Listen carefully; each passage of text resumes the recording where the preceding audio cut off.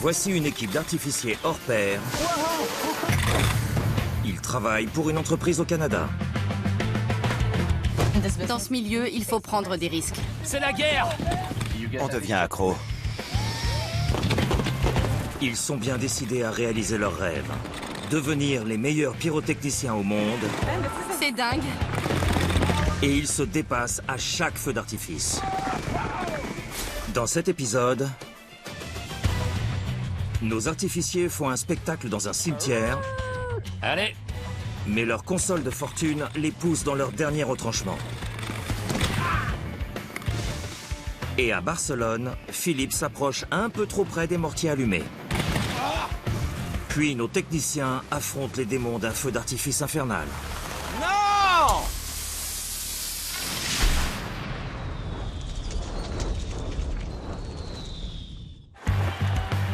La fête nationale québécoise s'appelle la Saint-Jean-Baptiste. C'est la plus grosse concentration de feux d'artifice au Canada. 18 spectacles en 2 jours. Mais l'année dernière, cette fête a été un désastre pour nos artificiers. On a un low break. On a vraiment atteint nos limites le jour de la Saint-Jean-Baptiste. Ils ont eu des problèmes techniques Regardez, c'est les 300! et ils ont commis de graves erreurs. Ça, c'était le module 11, je te signale. Je suis énervé. Restez là, restez là! Ça ne s'est pas bien passé. Et dans ce milieu, c'est toujours la prestation la plus récente qui compte. Cette année, ça passe ou ça casse. Il faut absolument que les clients soient satisfaits. Alors Sébastien Roy redouble d'efforts pour s'assurer qu'il n'y ait aucun problème cette fois. L'année dernière, ça a été une catastrophe. Toc toc. 18 feux d'artifice. C'est un gros défi logistique pour toute l'équipe. Pour assurer autant de spectacles, il va falloir ressortir de très vieux accessoires, stockés depuis des années. Certaines tables de tir ne sont pas en très bon état. Elles étaient rangées tout au fond de l'entrepôt. Ça peut entraîner des problèmes. À 120 km de l'entrepôt, Sébastien supervisera le spectacle le plus étrange de cette journée. Il aura lieu dans une zone très peuplée, mais les habitants ne risquent pas de se plaindre. Lancer un feu d'artifice dans un cimetière, c'est inhabituel. C'est original, mais ça donne la chair de poule. Et ce sera aussi très dangereux. Sébastien et son équipe vont revenir aux bonnes vieilles méthodes en allumant les mèches à la main.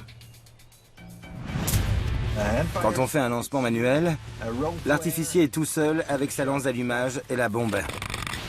À chaque fois, ça provoque une grosse décharge d'adrénaline. Croyez-moi. Maintenant la 17, 50 mm. J'ai fait un allumage manuel avec Philippe l'année dernière. Ça m'a suffi. Et pourtant, les artificiers adorent enflammer les mèches en se tenant à quelques centimètres des bombes. C'est plus dangereux, mais aussi plus amusant. Ok, oui. Cette année, Sébastien travaille avec 2 vieux amis. Wham, un artificier chevronné, C'est le genre de gars qu'il faut avoir dans son équipe. et Fred, Pour Fred, une installation pleine de mortiers, c'est un vrai terrain de jeu. mais certains de ces produits C'est la 25. sont trop dangereux pour qu'on s'en approche au moment du tir. Ils ne pourront pas être lancés manuellement.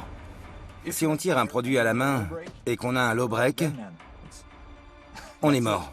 C'est pour ça qu'on a toujours besoin d'une table de tir. Je vais lancer tous les compacts et les chandelles à distance. Wham et Fred seront sur la zone de tir pour déclencher tout le reste manuellement. On va les allumer à l'ancienne, à la main. Pendant ce temps, Philippe arrive à Chertsey avec Stéphanie Sanchez, une pyrotechnicienne à qui notre équipe fait souvent appel. J'aime beaucoup travailler avec Philippe. Et voilà. On va s'installer là-bas. Oui. C'est sympa de travailler à 2. On n'a pas besoin de gérer une grosse équipe, on n'a pas de chef. On est 2 bons techniciens, c'est tout. Mais malgré leur grande expérience, ils vont devoir se dépasser pour réussir ce feu d'artifice. Stéphanie, t'es prête? Oui, C'est parti. on s'imagine que tout va se passer comme sur des roulettes. Si seulement. Philippe envisage de lancer ce feu d'artifice manuellement, tout comme Sébastien dans le cimetière. J'aimerais qu'on se rajoute un peu d'adrénaline et de fun, Stéphanie et moi.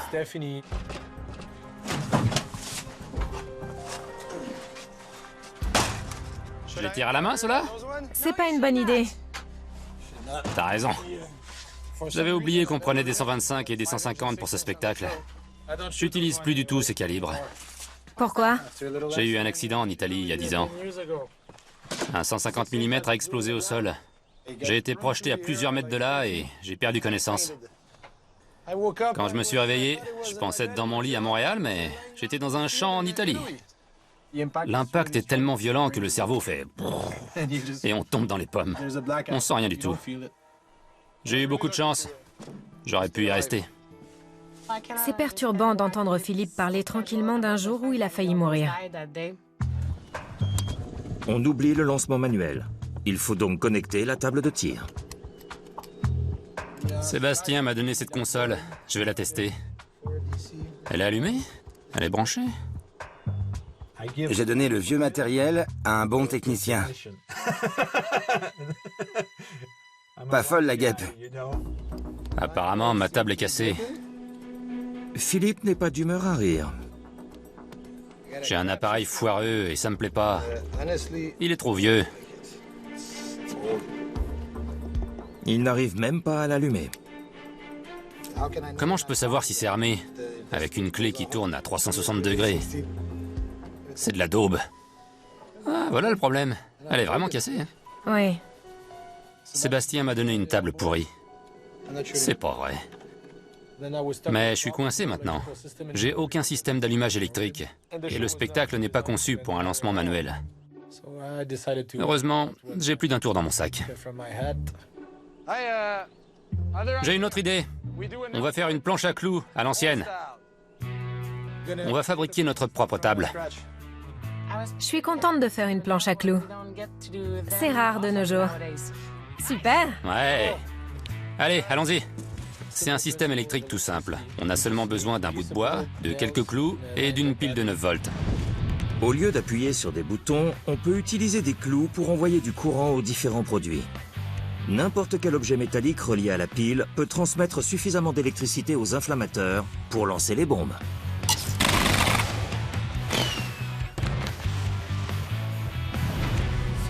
Philippe va utiliser un petit tournevis pour tirer le feu d'artifice. Je vais lancer les bombes avec ça. Chaque câble contient 2 fils. Voici la ligne 1. Je mets un fil sur le premier clou. Je relie l'autre à la masse. Et je vais brancher le câble sur la bombe. Pareil pour les autres lignes. Feu, feu, feu, feu. Maintenant, il faut tout installer sans s'arrêter. On a déjà perdu beaucoup de temps. Alors là, il faut vraiment qu'on s'y mette. Pendant que Philippe prépare sa planche à clous, il faut que je charge les bombes et que je connecte les câbles aussi vite que possible. Je fabrique ma petite alimentation électrique. Philippe a besoin d'un peu de courant pour activer ces 32 inflammateurs électriques, l'un après l'autre. 5 piles de 9 volts. Ça me donne 47,9 volts. C'est largement assez. Mais Philippe n'a pas toujours été très chanceux avec les piles de 9 volts. 3, 2, 1, feu. Il a voulu utiliser le même système pendant le carnaval de Québec l'année dernière. On a un problème. Seb à fil. Ça marche pas. Les piles sont mortes. C'est pas vrai. Mais ça n'a pas fonctionné. C'est pas possible. Le feu d'artifice a failli être annulé à la dernière minute. Alors, pour ne pas prendre de risques, Philippe décide de tester ses piles sur un seul inflammateur. Je vais voir si ça fonctionne. Les piles sont pleines, Ça part pas. mais rien ne se passe. C'est n'importe quoi. Il est trop tard pour se procurer un autre système d'allumage. Si Philippe ne trouve pas une solution rapidement, il ne pourra pas tirer son feu d'artifice. Et maintenant, la planche à clous que Philippe a fabriquée pour remplacer la table de tir ne fonctionne pas non plus. Ça part pas. Ça donne rien du tout. C'est un circuit électrique tout simple, mais le courant ne passe pas. C'est n'importe quoi. Et soudain, il comprend ce qui pose problème. Le tournevis est en deux parties. La tige métallique ne le traverse pas d'un bout à l'autre. Là, c'est mieux. Il suffit de relier directement les piles à la tige métallique du tournevis. Si j'envoie du courant ici, il ne ressort pas de l'autre côté. Ok. C'est parti.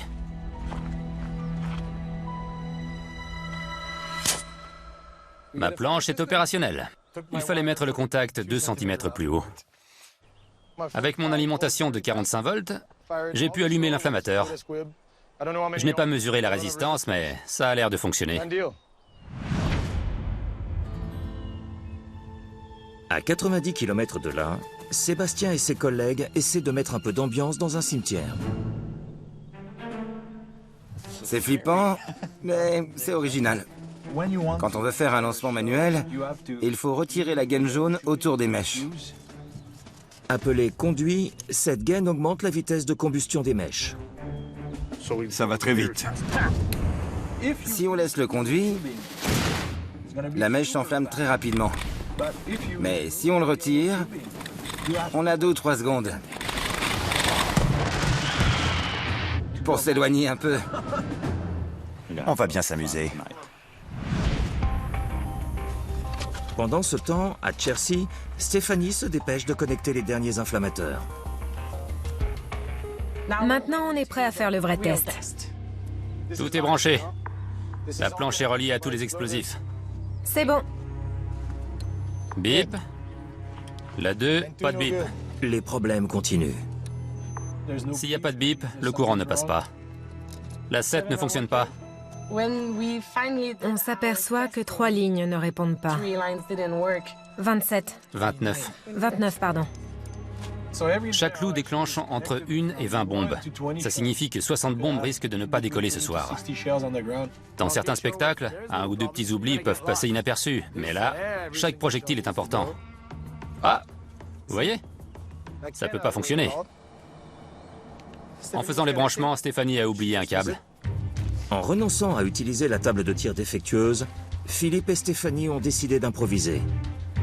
Et maintenant, ils en paient le prix. Il faut rétablir les 2 autres lignes. Mais on ne sait même pas d'où vient le problème. La 29 est très longue. Je sais. Revenons au cimetière de Sainte-Marthe, Je suis prêt. où les pyrotechniciens de Sébastien se préparent à déclencher certaines bombes manuellement grâce à leur lance d'allumage. C'est la plus dangereuse de toutes les méthodes de lancement. Ce feu d'artifice est donc le plus risqué de la journée et la directrice Maude Furtado veut absolument être présente. Vous allez le tirer manuellement, c'est ça? Absolument. Salut tout le monde. C'est charmant ici. Je pense qu'on ne dérangera personne. C'est l'avantage. C'est perturbant. Sébastien va avoir besoin de Maude ce soir. Il faut qu'elle s'occupe de la table de tir. Seb donnera les instructions Environ 2 minutes. 2 minutes 30 secondes. et les autres lanceront les effets correspondants. Maude depuis la table de tir, Fred et Wham directement sur place, entre les rangées de mortiers. Je suis un peu stressée. Ça fait 2 ou 3 ans que je n'ai pas tiré de feu d'artifice. On a vérifié les réglages. La vie des 2 artificiers sera entre les mains de Sébastien et Maude. Il faut être à fond. Il faut rester concentré. Le timing va être crucial. Maude est inquiète. Mais je ne lui ai pas laissé le choix. Je compte sur toi. N'oublie pas. D'accord.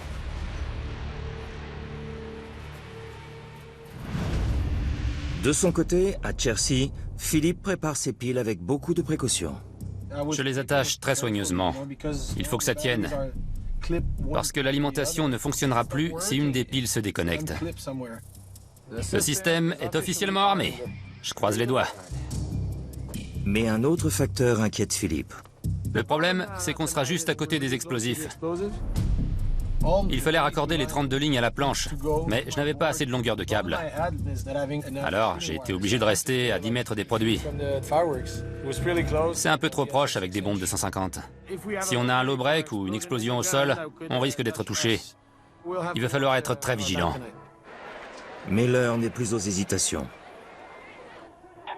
C'est bon, on va pouvoir démarrer. Je peux y aller? Avec seulement un tournevis et un chronomètre, Tu peux y aller. D'accord, feu dans 3, 2, 1... Philippe et Stéphanie illuminent le ciel. Quand on voit que tout fonctionne, c'est un vrai soulagement. Ça marche! Youpi! La planche à clous improvisée La 6? Oui, remplit parfaitement son office et le système d'alimentation de Philippe tient le coup. ça va être la 20. Je peux tirer? Oui, Ils sont trop proches des mortiers. à cette distance, à chaque fois qu'une bombe décolle, on sent l'onde de choc. On arrive sur les gros, attention! Mais ils doivent continuer la mise à feu, malgré les dizaines de petits débris incandescents qui leur tombent dessus. Fais attention, c'est des gros canons! Plus les bombes sont puissantes, plus ils en souffrent. Lance la 21. Prépare-toi pour la 22.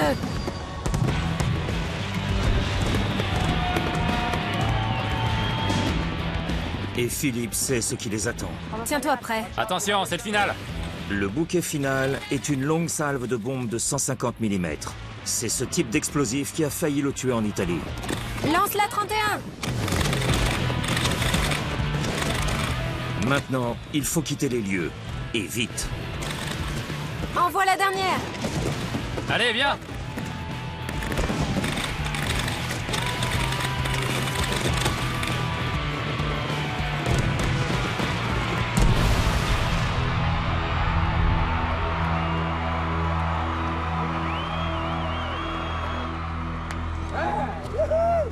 C'était pas mal du tout, hein?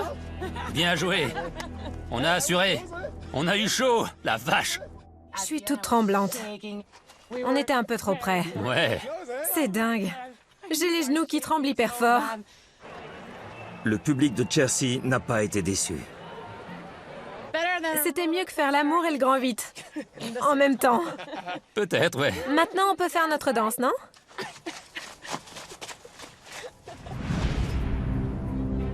Pendant ce temps, à Sainte-Marthe, Maud tourne la clé qui arme la table de tir.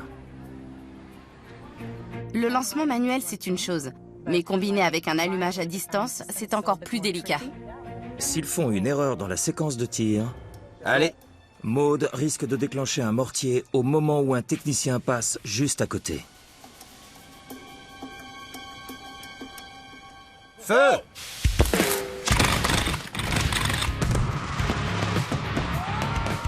Ligne 3 et 4, feu!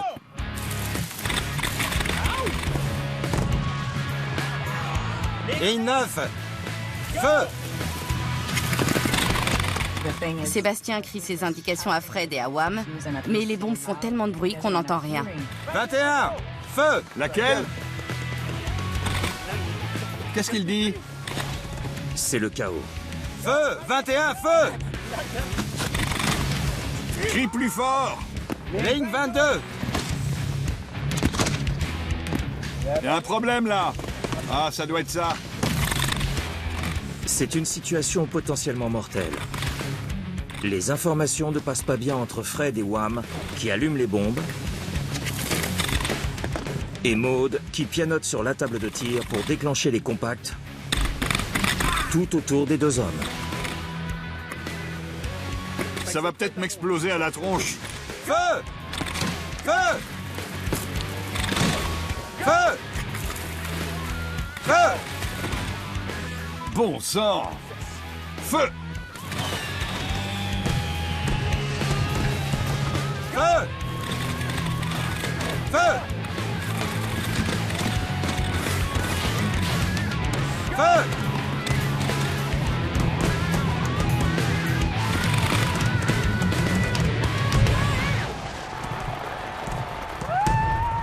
Super!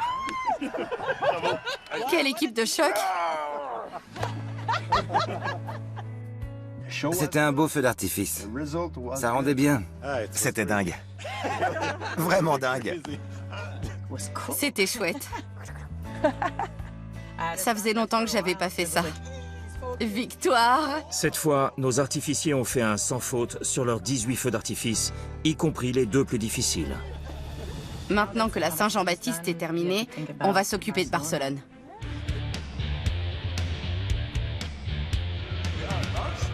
En tout cas, on va dans la bonne direction. Philippe, Sébastien et Maude sont en Espagne. Super! Pour les fêtes de la Mercé. C'est génial! C'est toujours un plaisir d'aller à Barcelone. Ils ont l'impression de retrouver un second foyer, où tout le monde est passionné par les feux d'artifice.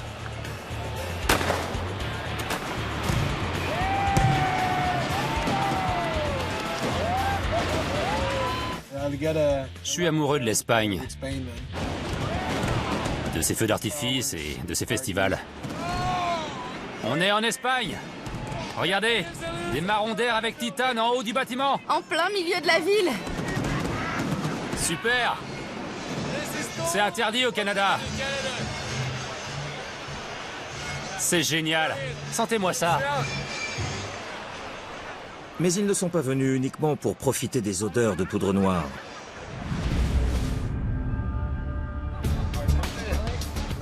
Ils sont là pour aider des collègues espagnols à faire un triplé.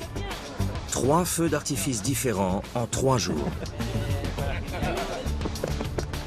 Ce sont des amis, on les connaît depuis longtemps. Et c'est une mission colossale. 3 feux en 3 jours. Le premier aura lieu sur une grande plage. Il y a beaucoup de monde tout autour. C'est plein. Ce premier spectacle Toutes les bombes sont ici, des 2 côtés. a été conçu par notre équipe de choc. On nous a proposé de créer un feu d'artifice. Il sera tiré ce soir. Les projectiles seront lancés depuis 2 jetées parallèles. Les petits effets seront installés sur le devant et les bombes plus puissantes au fond. 7 minutes. 7 minutes. Le spectacle va bientôt commencer. Philippe va inspecter la zone de tir une dernière fois. Je vais vérifier que tout est en place. Mais il y a beaucoup de rats par ici. J'en ai vu 5 tout à l'heure. Je vais essayer de pas me faire mordre. Nos artificiers veulent absolument que ce spectacle soit une réussite. C'est l'occasion pour eux d'impressionner leurs collègues espagnols. C'est difficile, parce que les Espagnols sont d'excellents techniciens. Quand on bosse avec eux, on veut que tout soit parfait. Dans ce métier, tout peut basculer en un rien de temps. Rien n'est jamais sûr. Attention! Que le spectacle commence. 3, 2, 1...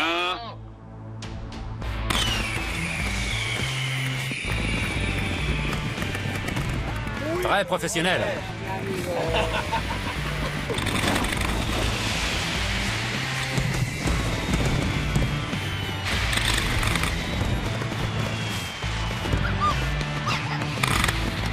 C'est un superbe feu d'artifice symétrique. Les lancements fonctionnent à merveille sur les 2 jetés. Pendant les 10 premières secondes, tout est parfait.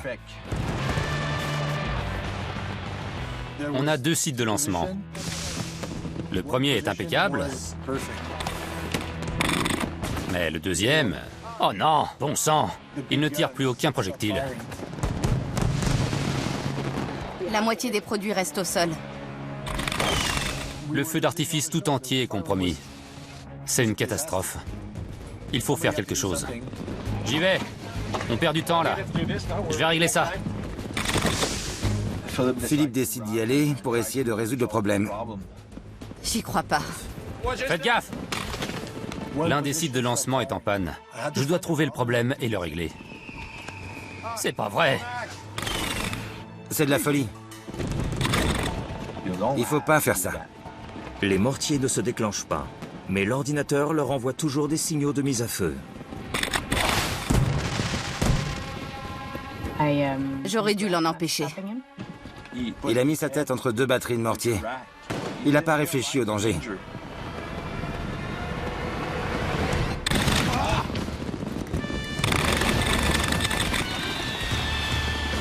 Philippe vient de sauver le feu d'artifice.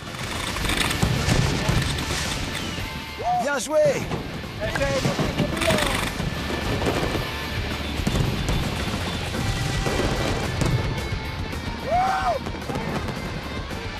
Super! Mais cela valait-il la peine de courir un tel risque? J'y suis allé la tête la première.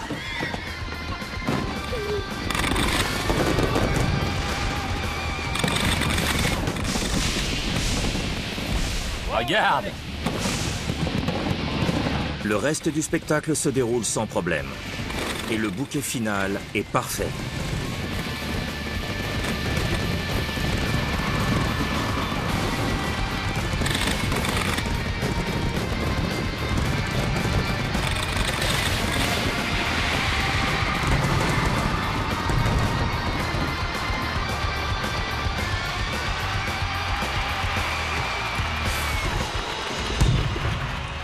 Super, super. C'était une sacrée dose d'adrénaline.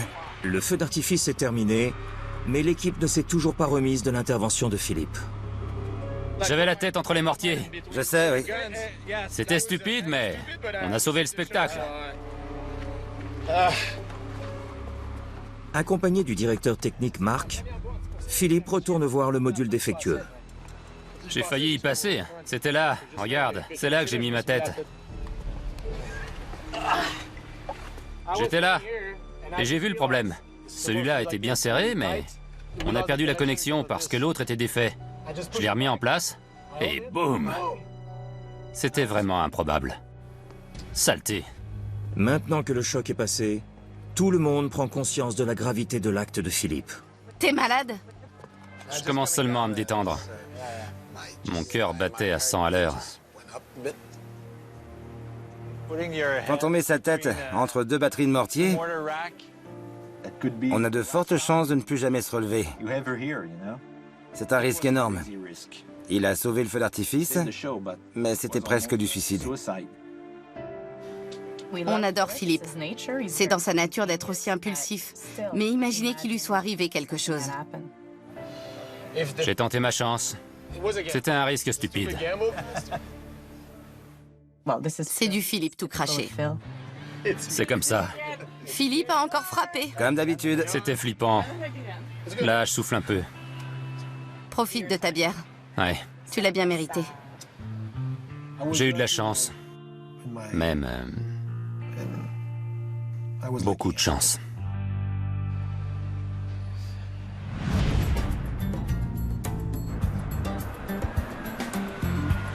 Le lendemain matin, nos pyrotechniciens se mettent en route pour installer les 2 derniers feux d'artifice. On n'a pas beaucoup dormi la nuit dernière. La journée va être longue. Philippe descend le premier pour rejoindre l'équipe du spectacle de demain. C'est énorme. En tout, on a 20 sites de lancement comme celui-ci. Tandis que Maud et Sébastien volent au secours d'un collègue en difficulté. On va aider Rodrigo. Rodrigo travaille d'arrache-pied, tout seul pour installer l'immense défilé de ce soir, le Coréfoc. Coréfoc. Coréfoc, ça signifie les feux qui courent en catalan.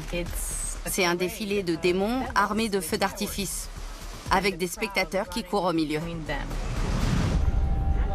C'est un événement très compliqué à installer. D'accord. Alors Rodrigo met immédiatement Sébastien au travail. C'était censé être un petit spectacle. Il faut absolument mettre plein de petits effets. Des gerbes, et ainsi de suite. Ils en ont vraiment des tonnes. Je suis un peu surpris. Même avec 3 techniciens, la bataille semble perdue d'avance. Il y a énormément de petits éléments à attacher partout. Une vraie galère. Et les spectateurs commencent déjà à arriver. Je pense qu'ils ont sous-estimé le temps de travail nécessaire. Il faut les recouvrir, comme ça. Il aurait fallu une journée entière. On peut pas faire ça en 5 heures. C'est pas possible. Les dragons sont prêts, mais pas à la porte de l'enfer. Il faut qu'on termine. Si on ne finit pas à temps, tout le défilé aura un goût d'inachevé. Il faut vite finir cette partie. On aurait peut-être besoin d'un coup de main. J'appelle Philippe parce qu'on a énormément de boulot. Salut les amis. Qu'est-ce que je peux faire? Pauvre Rodrigo. Ils l'ont envoyé. Tout seul? Il n'y a que lui. Les 3 amis aident Rodrigo à installer des centaines de petits explosifs C'est celui-là. D'accord. sur toute la surface de la porte de l'enfer. Tu t'occuperas de l'avant. Ça marche. Philippe doit installer ses feux d'artifice sur la structure et aux alentours, à toute vitesse. On a un délai à tenir. Alors on essaie de gagner du temps sur des petits détails. On trouve des méthodes plus rapides pour avancer. C'est de la folie. Ce genre de spectacle, avec plein de petits effets, ça prend énormément de temps. Les spectateurs sont de plus en plus nombreux. Ils sont vraiment tout prêts. Nos artificiers sont obligés de tout installer dans la précipitation. La fumée. Et ils terminent juste à temps. Voilà. Je crois que c'est bon. Fini. Ça, c'est 2 heures de boulot. Merci. Je pense que Rodrigo était ravi et très reconnaissant. À présent, il faut préparer tous les personnages du défilé, y compris le diable lui-même. Il veut se battre. De petits explosifs sont fixés sur les différents chars. Il y a des feux d'artifice partout. La quantité d'explosifs est vraiment hallucinante. Je crois qu'il y en a environ 40 000. C'est complètement dingue.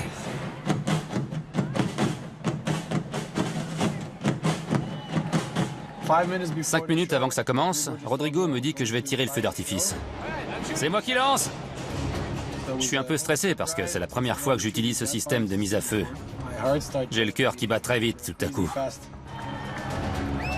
À présent, le diable va faire son entrée. C'est la star du Coréfoc.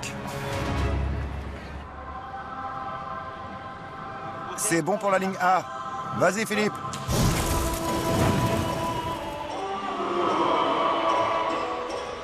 Ce spectacle fait revivre la légende d'une ville qui a combattu l'invasion des démons. C'est une purification par le feu. Bonsoir, bande d'idiots. 1 an s'est écoulé depuis ma dernière visite. Je vous ai manqué. Ce soir, Barcelone sera envahie par les flammes. Ça fait vraiment peur. Brûlez! Coréfoc!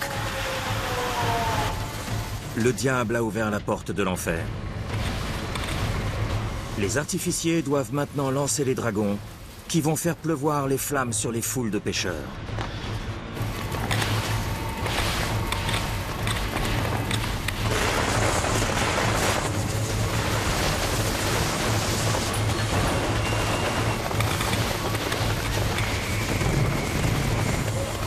Regardez-moi ça.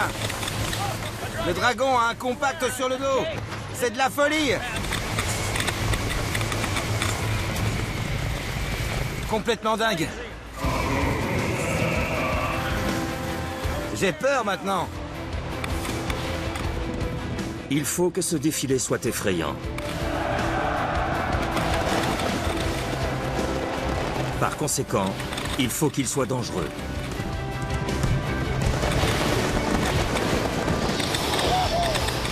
Le bouquet final est une salve appelée Traka, La vache! pendant laquelle les démons libèrent toutes leurs flammes.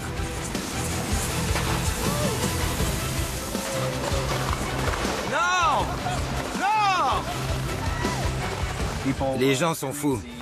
Ils dansent au milieu des étincelles. Non! Ils tirent des feux d'artifice sur la foule.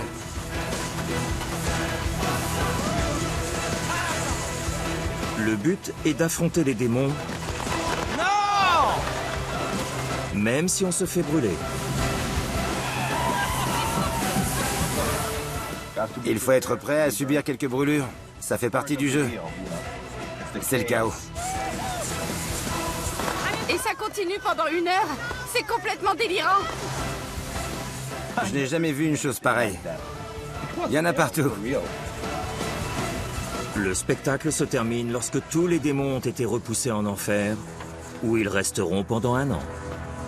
Je vais repartir avec un t-shirt. J'ai survécu au coréphoque. C'est ici qu'aura lieu ce soir le plus important des 3 feux d'artifice. Ce sera la cérémonie de clôture des fêtes de la Mercè, à Barcelone. Nos artificiers ont été appelés en renfort par leurs collègues espagnols. C'est écrit en espagnol, déchargez ce foutu camion. Tous ces cartons-là, ce sont uniquement les chandelles romaines. Ça va être gigantesque. C'est l'un des spectacles les plus importants de tout le pays. Ce soir, des centaines de milliers de personnes vont se rassembler ici. Il va falloir se dépêcher pour que tout soit prêt à temps. C'est un grand spectacle traditionnel. Ils veulent que tout se passe à merveille. C'est important pour eux.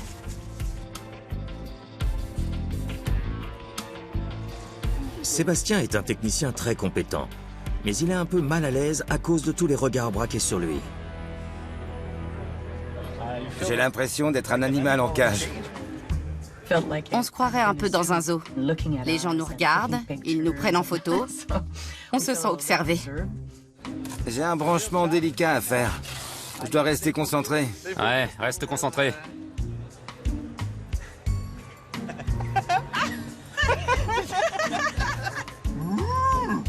Jetez-moi des cacahuètes. Ne pas nourrir les techniciens. C'est un peu bizarre.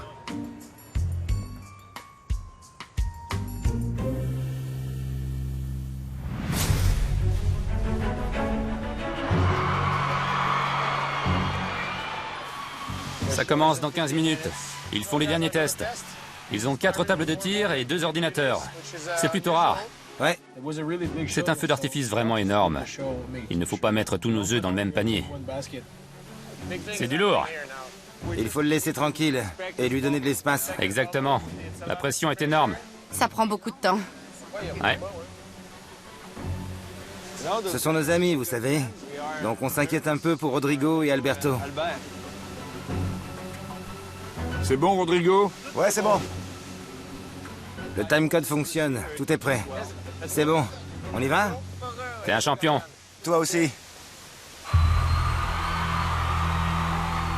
C'est vraiment incroyable. Regardez-moi cette foule. J'hallucine. C'est un spectacle très important pour les gens d'ici. C'est le plus gros feu d'artifice de l'année en Espagne. Je pense qu'on va passer un bon moment. Regarde les archers. Les archers envoient des flèches enflammées. Et quand elles arrivent dans la zone de tir, Rodrigo lance le feu d'artifice manuellement. C'est vraiment classe. Super.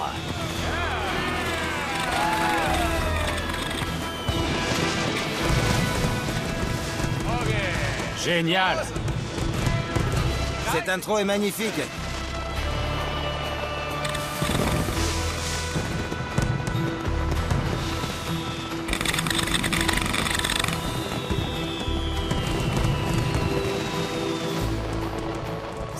L'Espagne est l'un des meilleurs pays au monde dans le domaine des feux d'artifice. Super. Les gens s'attendent à voir un spectacle magnifique. Ici, le grand public s'y connaît bien mieux en feux d'artifice qu'au Canada.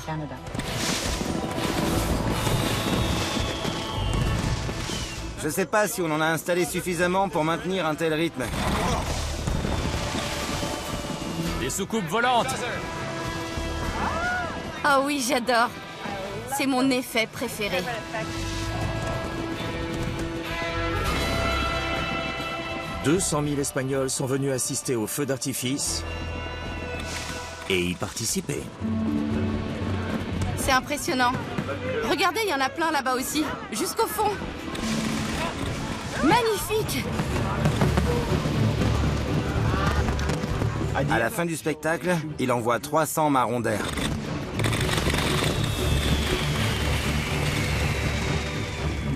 C'est comme ça que les Espagnols terminent un feu d'artifice. C'est pour que tout le monde comprenne bien que c'est fini.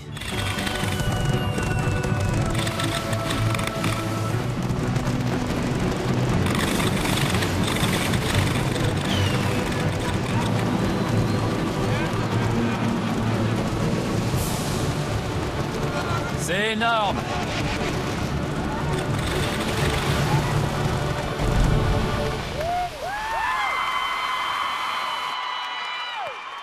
Voir 300 marrons d'air s'élever en même temps, c'était dingue. Comment ça va? Beau travail. Nos artificiers ont tenu la promesse qu'ils ont faite à leurs amis espagnols. 3 feux en 3 jours. On les a aidés. C'était super, mais vraiment épuisant. Bien joué tout le monde. Je suis contente de ne pas avoir un 4e spectacle à gérer. Je suis morte.